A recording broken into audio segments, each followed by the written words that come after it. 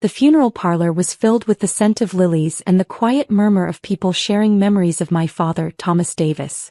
I sat in the front row of the ornate chapel at Riverside Memorial, wearing a simple black dress from a department store, my hands folded in my lap as I listened to speaker after speaker talk about the man who'd raised me alone after my mother's death when I was 12. Dad had been gone for 3 days now, a sudden heart attack at 67 while working in his garden, no warning signs, no chance for any of us to say goodbye. The shock was still settling over me like a heavy blanket, making everything feel surreal and distant, as if I were watching someone else's life unfold. To my left sat my stepmother, Victoria, who'd married my father 4 years ago when I was 28. She wore an elaborate black Chanel suit that probably cost more than most people's monthly salary, and had been dabbing at her eyes with a designer lace handkerchief throughout the service, though I'd noticed the tears seemed to come and go at strategically convenient moments. Victoria was 47, 20 years younger than Dad, with perfectly styled blonde hair and the kind of polished appearance that came from expensive maintenance. She'd been working as a hostess at Chez Laurent, Dad's favorite French restaurant, when they met. Within 6 months she'd moved into his house. Within a year they were married. The pastor was finishing his remarks about Dad's life, his service in the Navy during Vietnam, his successful accounting practice that he'd built from nothing, his love of fishing and woodworking, his dedication to his clients who'd trusted him with their financial futures for decades. What the pastor didn't mention, because most people didn't know, was Dad's incredible business acumen, his strategic real estate investments, or the substantial fortune he'd quietly built over 3 decades of careful planning and smart decisions. Most people in this room didn't know that Thomas Davis had died worth $15.2 million. I knew because I'd helped him build it. As the service concluded and people began to move toward the reception area in the adjacent hall, Victoria leaned close to me, her Chanel No. 5 perfume overwhelming in the small space between us. Her voice was barely above a whisper, but carried a tone I'd become familiar with over the past 4 years. "Emma, dear, I know this is an incredibly difficult time for you, but we really do need to discuss some practical matters." I turned to look at her, noting the calculating gleam in her eyes that she'd hidden so well during her marriage to my father, but which I'd caught glimpses of when she thought no one was watching. "What kind of practical matters, Victoria?" "Well, you know the will reading is scheduled for tomorrow morning at Harold Morrison's office, but I thought you should know ahead of time." She paused, glancing around to make sure no one was listening to our conversation. "Your father left everything to me. The house, all the investment accounts, the business assets, even his personal belongings. Everything." I felt a cold knot form in my stomach, not from surprise, but from the satisfaction in her voice as she delivered what she clearly thought was devastating news. "Everything. I'm so sorry, darling. I know you were probably hoping for some kind of inheritance, but Thomas felt that since I was his wife and since you're already, well, established in your own little career." She let the sentence hang in the air like an insult wrapped in false sympathy. What Victoria didn't know, what she'd never bothered to discover despite 4 years of marriage to my father, was that I, Emma Davis, was the founder and CEO of Meridian Financial Solutions, a wealth management firm that controlled $3.8 billion in assets and served some of the most successful individuals and families on the West Coast. She thought I was a struggling financial advisor working out of a shared office space in a strip mall, barely making ends meet on small-time investment advice and insurance sales. For 4 years I'd deliberately maintained this fiction. When Dad had first introduced me to Victoria at a family barbecue, when I'd seen the way she looked at his house and his car and calculated his worth in her head, I'd made the decision to keep my success completely private. I wanted to see what kind of person she really was when she thought I had nothing to offer and no power to threaten her plans. "I see," I said quietly, keeping my voice neutral. "Of course, I'll make sure you have some personal items, photographs, maybe some of his books or fishing equipment. But the financial assets, the house, the investment portfolio." Victoria shrugged with practiced sympathy that didn't reach her eyes. "Well, a wife's needs come first, and Thomas understood that I'll need security for my future." Before I could respond, someone tapped on the microphone at the front of the reception hall. Harold Morrison, Dad's lawyer for the past 15 years and one of his closest friends, was standing behind a small podium that had been set up near the flower arrangements. Harold was a distinguished man in his early 60s, with silver hair and the kind of presence that commanded attention in courtrooms and boardrooms alike. He'd been handling Dad's legal affairs since before I graduated from college, and I'd worked with him extensively over the past 3 years on matters Victoria knew nothing about. Excuse me, everyone. I know this isn't the traditional time or place for this type of announcement, but given some questions that have arisen today, Thomas specifically asked me to clarify a few important matters regarding his estate immediately following the funeral service. I saw Victoria's eyes narrow slightly, and her grip tighten on her handkerchief. This clearly wasn't part of whatever plan she'd been developing. Harold pulled out a thick manila folder and cleared his throat, his voice carrying easily across the reception hall. As Thomas's attorney and the executor of his estate, I want to address some misconceptions that may be circulating among family members and friends. The room had gone progressively quieter as people realized something significant was about to be announced. Conversations trailed off, and faces turned toward Harold with curiosity and concern. First, I want to confirm for everyone present that Thomas Davis died with a verified net worth of approximately $15.2 million, including real estate holdings, investment accounts, business assets, and various other financial instruments. I heard Victoria's sharp intake of breath beside me, and saw her face flush slightly. She'd probably assumed Dad was worth maybe $3 to $4 million based on his lifestyle and the house. The actual number was clearly much higher than she'd calculated in her planning. Second, there have been some questions and assumptions about the distribution of these assets. I want to clarify that while Thomas did prepare a traditional will as a backup measure, the vast majority of his wealth was actually transferred to a comprehensive family trust that was established 3 years ago. My heart started beating faster. This was the moment I'd been waiting for, though under circumstances I'd never wanted to experience. The primary beneficiary of this trust is his daughter, Emma Davis, who will receive 90% of all assets, including the family home, investment portfolios, and business interests. Mrs. Victoria Davis, as his surviving spouse, will receive the remaining 10% of the estate plus their current marital residence and its contents. The silence in the room was complete and profound. I could feel every eye in the reception hall turning toward me, and the weight of their attention was almost overwhelming. Victoria's face had gone completely white, then flushed red, then white again. That's absolutely not possible, she stammered, her voice getting louder than appropriate for the setting. Harold looked directly at her with the kind of professional calm that came from decades of delivering difficult news. Mrs. Davis, I understand this may come as a surprise, but the trust was established at Emma's suggestion and with her substantial financial backing. She actually provided the initial funding that allowed your husband to make several key investment moves over the past 3 years. What do you mean, her financial backing? Victoria's voice was now loud enough that people throughout the hall were staring openly. Emma works at some little financial planning office. She drives a 10-year-old Honda. Harold consulted his notes. Mrs. Davis, Emma has been quietly managing and significantly funding her father's investment portfolio through her company, Meridian Financial Solutions. She's been the silent partner in virtually all of his business ventures since 2021. The room erupted in whispers and murmurs. I could see Dad's friends and colleagues looking at me with expressions ranging from surprise to admiration to newfound respect. Several people were pulling out their phones, probably Googling my company name. Victoria turned to stare at me, her mouth opening and closing as she struggled to process what she was hearing.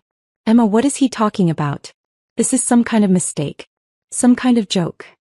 I stood up slowly, feeling the weight of every eye in the room, feeling the moment that I'd been preparing for over the past 3 years finally arriving.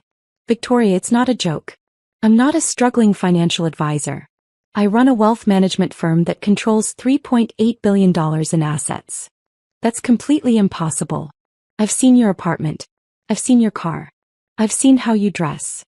Harold, I said, turning to address the lawyer, would you mind explaining the specific details of the trust arrangement?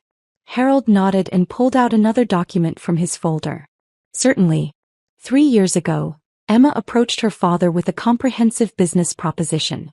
She offered to manage his existing investments, provide additional capital for expansion opportunities, and help him develop a more sophisticated financial strategy, with the understanding that she would be the primary beneficiary of any growth in the estate. But why would she do that? Called out someone from the crowd. I recognized the voice as belonging to Robert Chin, one of Dad's longtime clients and fishing buddies. I looked around the room at all these people who'd known Dad, who'd worked with him, who'd respected and trusted him with their own financial planning. Because I wanted to take care of my father. Because I wanted him to be able to enjoy his retirement without any financial worries. Because family takes care of family. Harold continued reading from the document. Under Emma's management and with her capital contributions, Thomas's portfolio grew from approximately $2.1 million to over $15 million. She funded his purchase of the lake house in Tahoe, the fishing boat, several investment properties in Sacramento and San Jose, and a diversified portfolio of blue-chip stocks and municipal bonds. Victoria was shaking her head frantically. No, this isn't right. This can't be right. Thomas never mentioned any of this to me. Not once in 4 years. Because he was protecting you, Victoria, I said quietly, my voice carrying across the now silent room. He knew exactly why you married him and he didn't want you to know how much money there actually was. That's not true. I loved Thomas. I loved your father. Did you? Because the private investigator's report suggests a somewhat different story. Harold reached into his folder again and pulled out a thick envelope. Mrs. Davis, your husband was fully aware of your relationship with Marcus Webb. He knew about the joint bank account you opened with Mr. Webb 6 months ago. He knew about the life insurance policies you took out on his life without his knowledge. He knew about your consultations with 3 different divorce attorneys over the past year. Victoria's face cycled through several colors again, settling on a splotchy red. Thomas was being paranoid.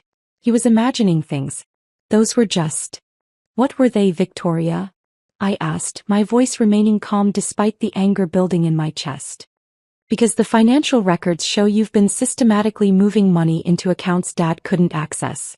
Because we have documentation of you meeting with insurance agents to discuss ways to increase his coverage.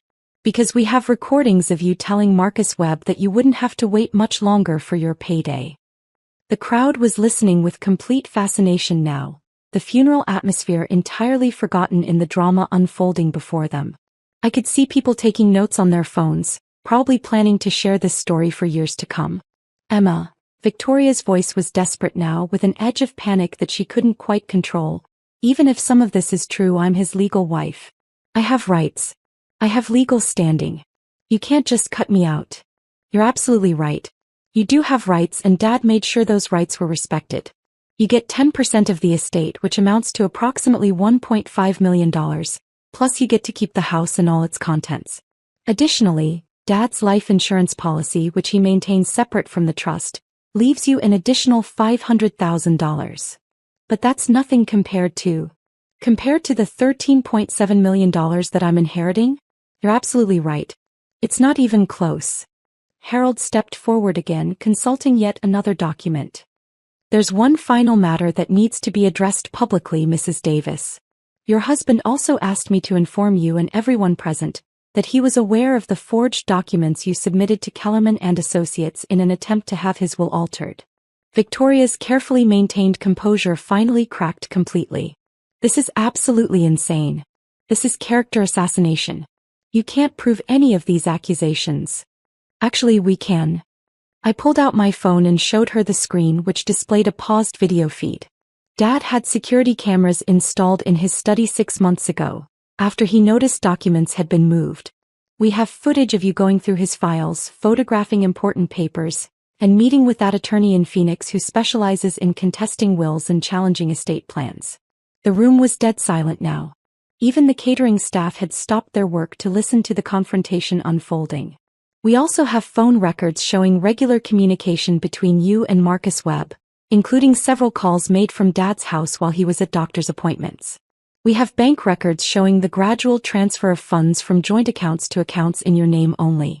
We have documentation of you meeting with 3 different attorneys to discuss divorce proceedings and asset division. Victoria looked around the room desperately, seeing nothing but shocked and disapproving faces staring back at her. This isn't over, she said finally, her voice shaking with rage and humiliation. I'll contest this. I'll fight every single aspect of this arrangement. I'll hire the best lawyers money can buy. Harold cleared his throat diplomatically. Mrs. Davis, you're certainly welcome to pursue legal action if you feel that's appropriate. However, I should inform you that the trust documents are ironclad and were prepared by some of the most experienced estate planning attorneys in the state. Additionally, your husband's mental capacity was thoroughly documented by multiple physicians, including 2 independent neurologists, specifically to prevent any challenges based on competency. What does that mean exactly? It means that any attempt to contest the will or challenge the trust may result in the complete voiding of your inheritance under the terms of the agreement. Your $2 million total inheritance is conditional on your acceptance of the terms as written.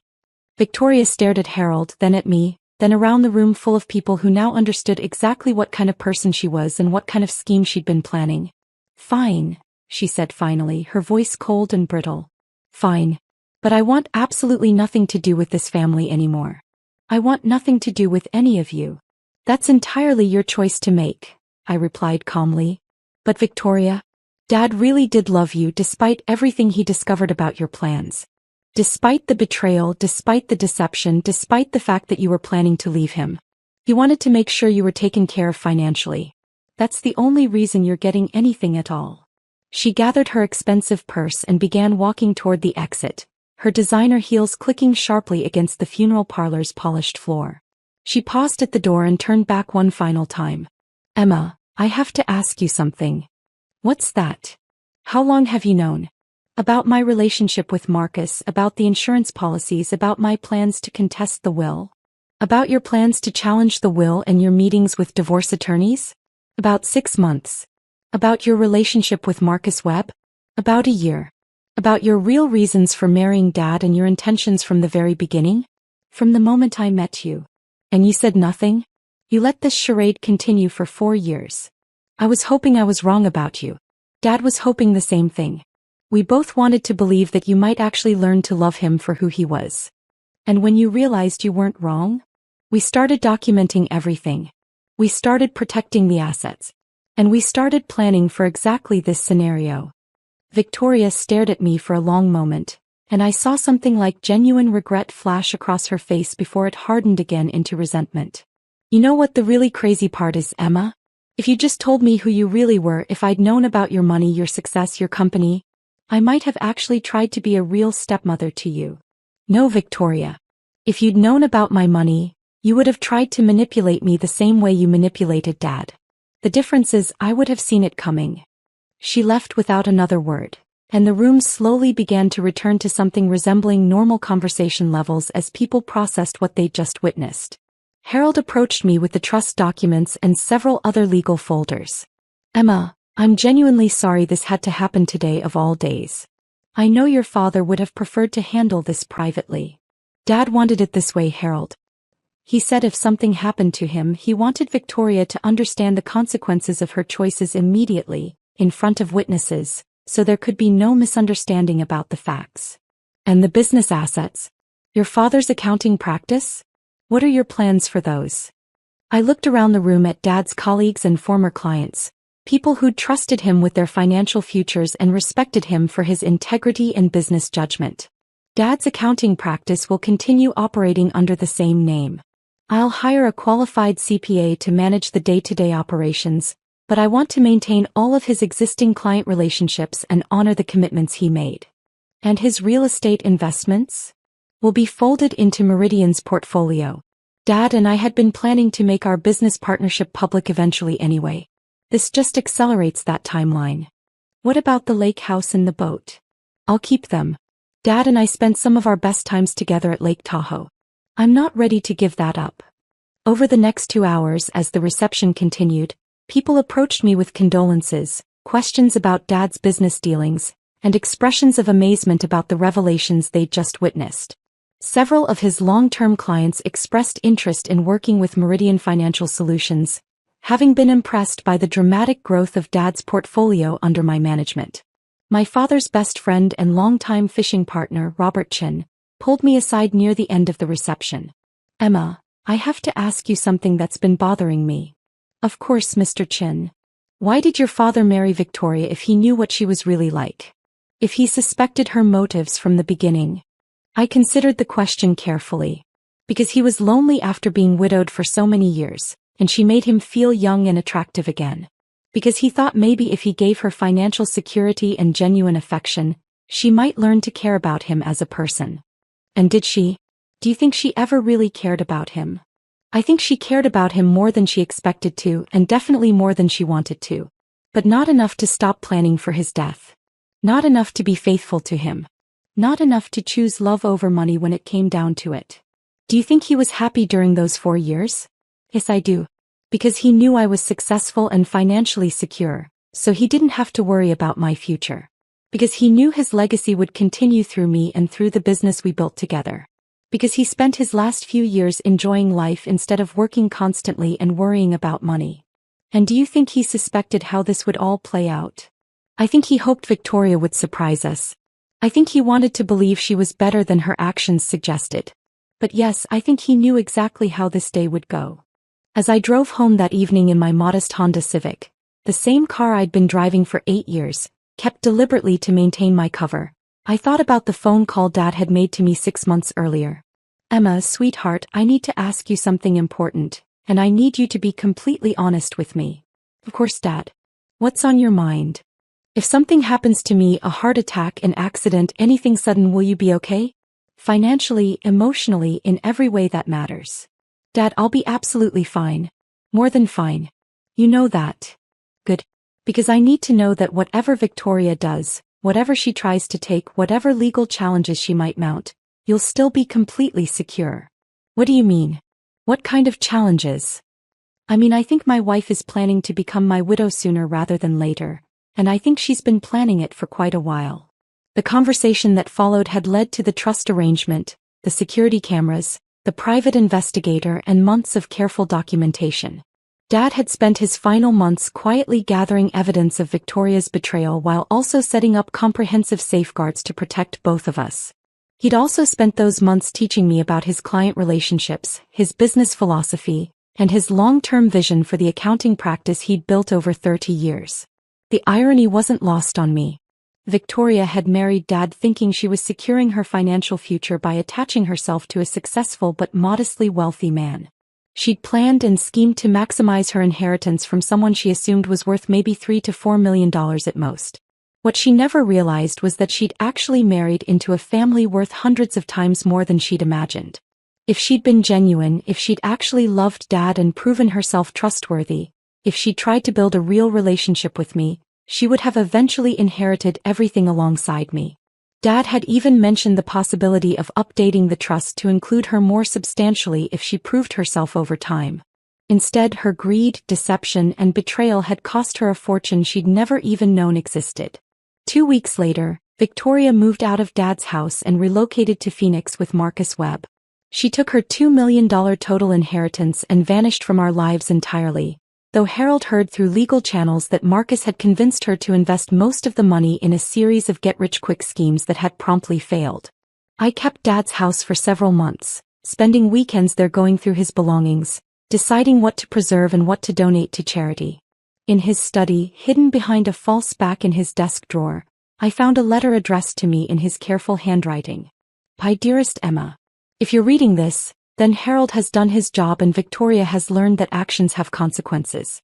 I hope you don't think I was too harsh with her. She made her choices and I simply made sure those choices led exactly where they deserved to lead. I want you to know that the past 3 years working with you and watching you build something extraordinary have been the absolute best years of my life since your mother died. You've exceeded every expectation I ever had, not just as a businesswoman, but as a daughter and as a human being. The money doesn't matter in the end. What matters is that you understand you never have to compromise your values for financial security. You never have to accept less than you deserve from people who claim to love you. You never have to pretend to be smaller than you are to make other people comfortable. Victoria thought she was manipulating a lonely old man for his modest nest egg. She never realized she was competing with someone who'd already won everything that mattered. I love you more than words can express and I'm prouder of you than you'll ever know. All my love, Dad. Please check the safety deposit box at First National. There's one more surprise waiting for you there. The surprise turned out to be stock certificates for a small tech company that Dad had invested in 20 years earlier on a whim. The company had been bought by Apple 6 months before Dad's death, making the shares worth an additional $3.2 million. I kept that letter in my desk drawer at Meridian Financial Solutions, reading it whenever I needed to remember that sometimes the best way to honor someone's memory is to protect what they built and continue what they started. 6 months after the funeral, Victoria called me out of the blue. "Emma, I want to apologize." "For what specifically?" "For everything.